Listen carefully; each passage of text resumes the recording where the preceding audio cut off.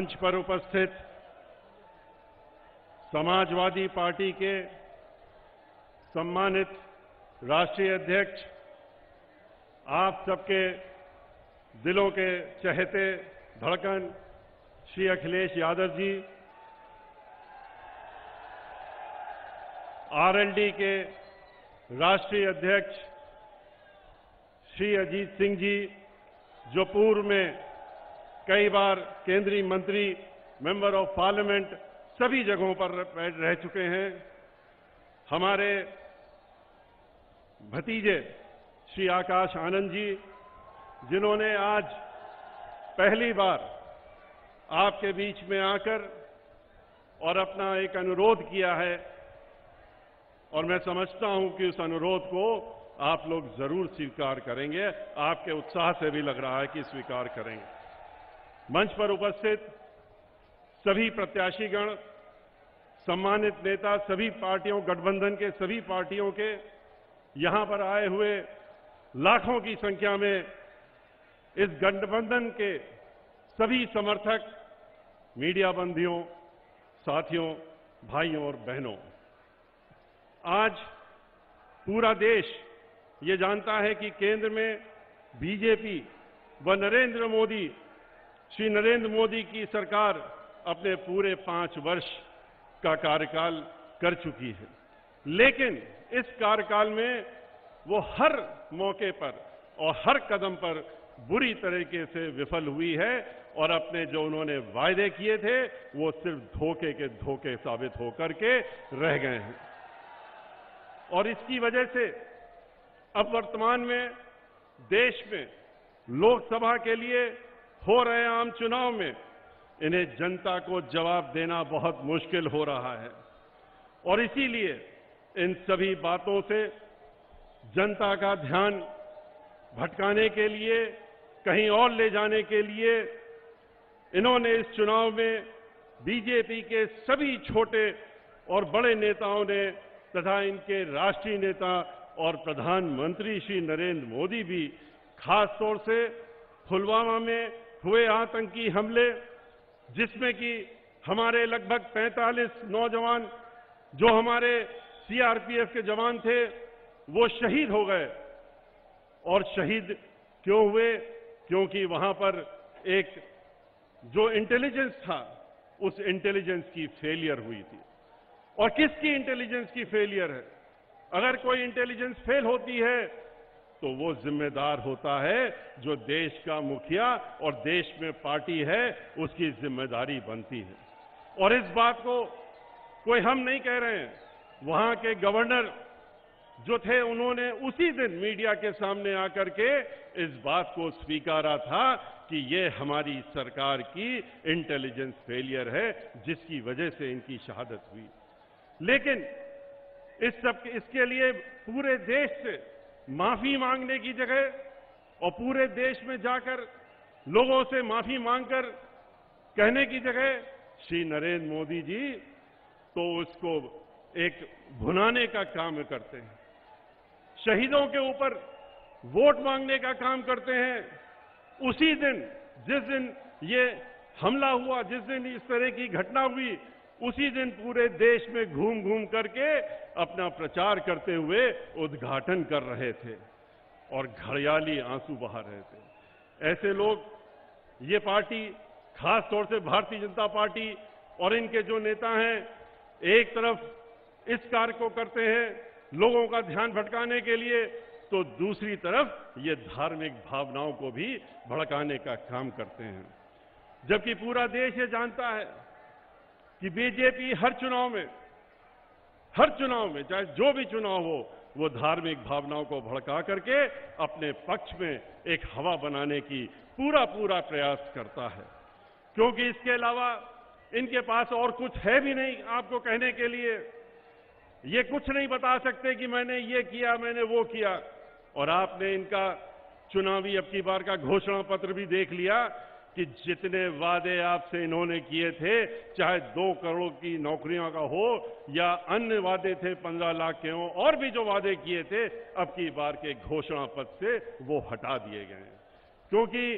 पहले भी धोखा देने के लिए थे, और आज अन्य बातें आपके बीच में धोखा देने के लिए ला करके धार्मिक भावनाओं को भड़काने का प्रयास करते हैं, जिसके तहत ही उत्तर प्रदेश के मुख्यमंत्री श्री योगी आदित्यनाथ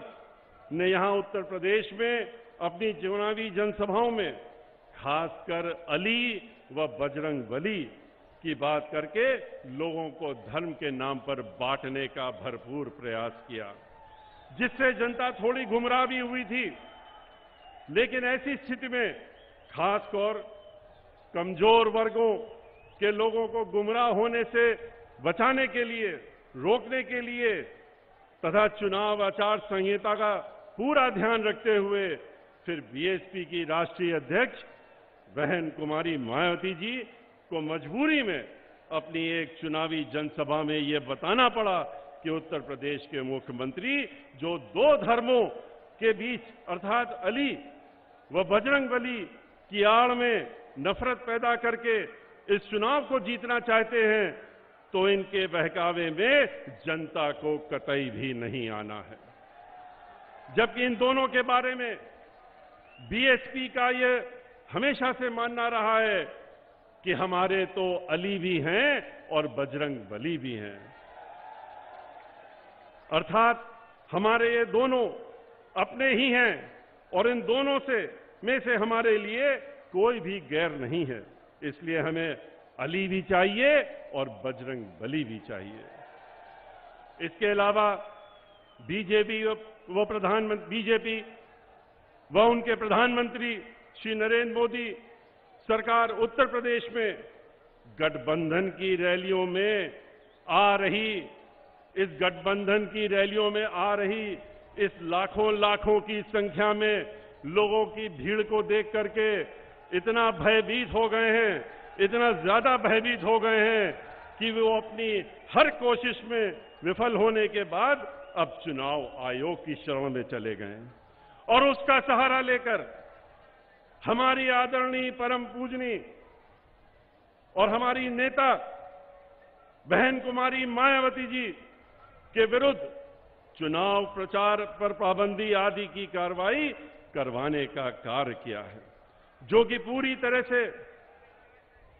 सभी जानते हैं, चुनाव आयोग के लोग भी जानते हैं, उनके अधिकारियों से बात हुई तो वो भी जानते हैं कि पूर्ण रूप से अनुचित व असंवैधानिक है, जिसका खुलासा कल रात में 9 बजे प्रेस कॉन्फ्रेंस करके हमारी नेता सुश्री बहन मायावती जी ने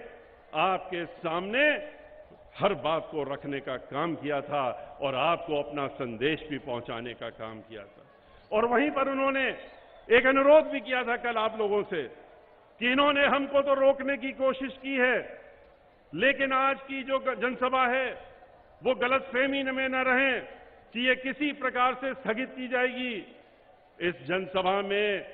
जितने लोग आने वाले थे बल्कि उससे ज्यादा की संख्या में लोग उन्होंने आज उपस्थिति दर्ज करने का काम किया। उन्होंने ये भी आपसे अपील की थी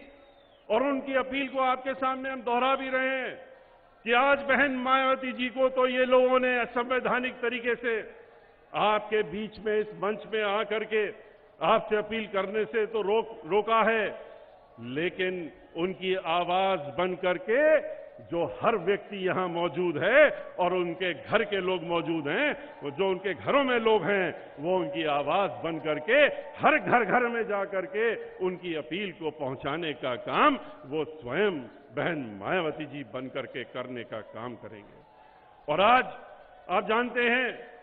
कि हमारे बीच में माननीय श्री अखिलेश यादव जी मौजूद हैं। उन्होंने हमारा उत्साह यहां पर आकर के जो हमारे उनका कोई भी प्रत्याशी यहां से चुनाव के मैदान में नहीं है, ये आप जानते हैं कि यहां पर ये रैली 3 चुनावी जनसभाओं को लेकर के हो रही है, आगरा, फतेहपुर सीकरी और मथुरा। लेकिन भारतीय जनता पार्टी के नेताओं से और मैं मीडिया के लोगों से भी ये अनुरोध करूंगा कि जिससे भारतीय जनता पार्टी के लोगों की नींद और खराब हो जाए, उनके पेट का हाजमा और खराब हो जाए, आप जरूर यहां पर कैमरा घुमा करके और दिखाइएगा कि समाजवादी पार्टी के लोग कितनी बड़ी संख्या में आज यहां पर इस रैली में आए हैं और मनोबल बढ़ाने का काम करने के लिए आए हैं और हम लोगों का मनोबल बढ़ाया है। बहुजन समाज पार्टी, राष्ट्रीय लोकदल के साथियों के साथ साथ में आज समाजवादी पार्टी के लोगों ने जो इस जनसभा में अपनी उपस्थिति दर्ज की है, उसको माननीय श्री अखिलेश यादव जी भी यहां पर बैठ करके देख रहे हैं और वो सराहने का काम भी कर रहे हैं। आप जानते हैं, आज तक वैसे तो इलेक्शन कमीशन ने बहन मायावती जी को नोटिस दिया और नोटिस में क्या कहा था, आपको मैं ये भी 1 मिनट में बताना चाहूंगा कि नोटिस में कहा था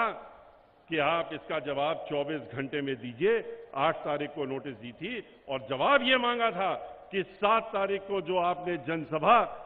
की थी सहारनपुर में, उसमें आपने ये कहा था कि एक मुश्त वोट बहुजन समाज पार्टी को, समाज के, मुस्लिम समाज के लोग अपना वोट न बांटें और एक मुश्त वोट अपना गठबंधन के सभी प्रत्याशियों को देने का काम करें। ये उन्होंने कहा। उन्होंने सीडी का वो टुकड़ा निकाला जहां पर उन्होंने ये बात कही थी, उन्होंने वो हिस्सा हटा दिया। उन्होंने सीडी की कॉपी भी नहीं दी, उनसे सुनवाई का मौका मांगा गया, वो भी नहीं दिया। और सीडी की वो पूरा भाषण उन्होंने इसलिए नहीं दिया कि पूरे भाषण में बार बार बहन मायावती जी ये कह रही थी, सर्व समाज से अपील कर रही थी कि आप लोग अपना वोट बंटने मत दीजिएगा, किसी जाति और धर्म के नाम पर अपना वोट आपस में बांट मत दीजिएगा। उन्होंने धर्म के नाम पे अपील नहीं की थी, बल्कि साथियों से उन्होंने अनुरोध किया था कि धर्म के नाम पर अपना वोट खराब मत कर दीजिएगा और रिश्तेदारों नातेदारों के चक्कर में आकर के और धर्म के नाम पर अपना वोट किसी एक प्रत्याशी को आप लोग आपस में बांट मत दीजिएगा और एक मुश्त देने का काम करिएगा। लेकिन इस नोटिस का जब जवाब उनको मिला और उनको ये दिखाया गया कि ये तो model code of conduct doctor Baba Saheb Bhimrao Ambedkar के बनाए हुए संविधान, जहां पर उसके शुरुआत में ही पहले पैराग्राफ में लिखा है कि सेक्युलर कंट्री बनेगी, तो वहां उसको और बहुजन समाज पार्टी का जो हमारा कॉन्स्टिट्यूशन है उसके तहत में उसको ध्यान में रखते हुए दिया गया था। तो जब उनके पास कोई जवाब नहीं आया और उनके ऊपर दबाव पड़ा कि आप कुछ ना कुछ कार्रवाई जरूर करिए, तो उन्होंने इस नोटिस को भूल करके और एक दूसरी चीज के लेकर के और आदेश पारित किया। नोटिस में लिखी हुई चीज को उन्होंने नहीं पकड़ा, उसको छोड़ दिया और उसकी जगह उन्होंने कहा कि आप तो हिंदू मुस्लिम में आप भड़काने का काम कर रहे थे। अरे उनसे पूछिए कि हिंदू मुस्लिम को भड़काने का काम किस पार्टी का है, किसके नेताओं का है? माननीय श्री नरेंद्र मोदी को नोटिस देंगे?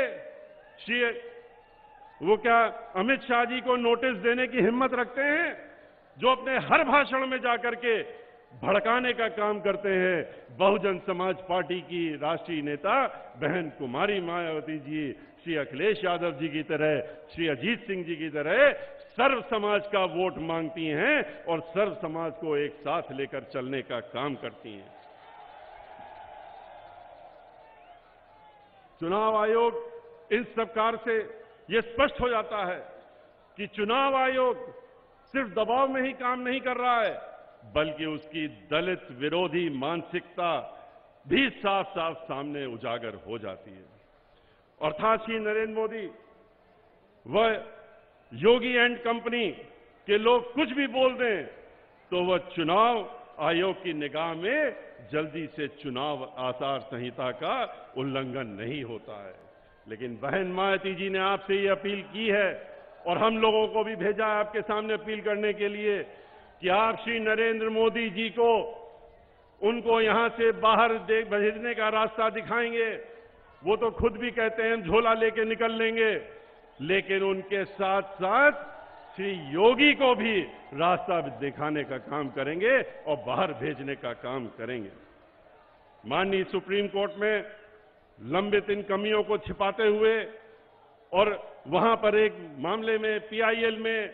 जल्दबाजी में दिखाने के लिए चुनाव आयोग ने जो ये असंवैधानिक और गैर कानूनी उन्होंने आदेश पारित किया है। बहन मायावती जी को यहां पर आपके बीच में आगरा में इस रैली में न उपस्थित हो सके, इसके लिए योजनाबद्ध तरीके से कार्य किया है, तो उनको ये मालूम होना चाहिए, और जिन्होंने उनके ऊपर दबाव भी डाला है उन लोगों को भी मालूम होना चाहिए कि बहन मायावती जी उनमें से नहीं हैं जो किसी से डर जाएं और डर होकर करके चुप बैठने का काम करें।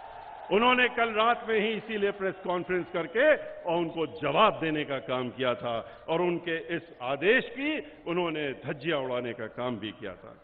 माननीय बहन मायावती जी उसी जाति पाबंदी की मजबूरी के कारण, उसी जातिवादी मजबूरी के कारण आज आपके बीच में उपस्थित नहीं हो पाई हैं, लेकिन उनकी ये अपील लेकर के और उनकी तरफ से इस अपील को लेकर के हम आपके बीच में उपस्थित हुए, और मैं पूरी उम्मीद करता हूं, क्योंकि मैं बहुत ज्यादा इसलिए नहीं बोलूंगा क्योंकि आज हमारे बीच में जिनको कि आप लोग बहुत बेसब्री से सुनना भी चाहते हैं, श्री अखिलेश यादव जी हैं। और अखिलेश यादव जी इस प्रदेश के ही नहीं, इस देश के नौजवानों के लिए एक अपने आप में मिसाल बन चुके हैं, और मुझे पूरी उम्मीद है कि आप उनकी जब बातें सुनेंगे तो आप तो सुनते रहे हैं पहले भी, लेकिन आज मैं जरूर समझता हूं कि जिस तरह का गैर कानूनी कार्य कल किया गया है, उसके बाद उनकी अपील आज आपके दिलों को जरूर छूने का काम करेगी, और चौधरी अजीत सिंह जी भी आज आपसे अपनी अपील उसी तरह की करने का काम करेंगे। इसी के साथ मैं अपनी बात समाप्त करता हूं, आपसे विदा लेता हूं। परिवर्तन न्यूज़ देखने के लिए सबसे पहले YouTube पर जाकर परिवर्तन न्यूज़ टाइप करें। टाइप करने के बाद में लाल कलर से लिखे हुए सब्सक्राइब बटन को सब्सक्राइब करें। सब्सक्राइब करने के बाद में बेल आइकन को दबाएं। हमारा चैनल लाइक करें, सब्सक्राइब करें और शेयर करें।